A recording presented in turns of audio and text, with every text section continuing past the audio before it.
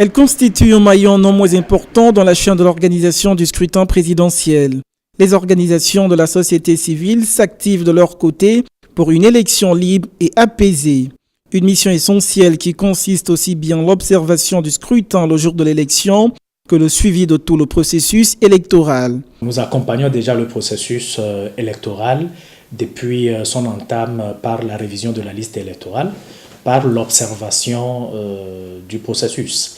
Et donc nous avions déployé toute une logistique d'observation holistique pour prendre en compte toutes les étapes du processus électoral. Nous faisons un mécanisme d'alerte précoce pour la prévention des conflits en période électorale. Un rôle de veille et d'accompagnement renforcé à l'approche du scrutin alors que la campagne électorale bat son plein.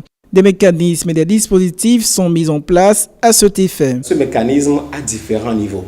Le premier niveau, c'est 120 volontaires de la paix, des étudiants, des organisations de la société civile, des enseignants et des leaders communautaires ont été formés sur l'identification des risques de conflits et de risques de violence qui peuvent se passer dans leur zone, qui sont en contact avec le CB, les préfets, le maire si possible, avec les chefs traditionnels, avec les curés si possible et avec des personnes ressources de la zone.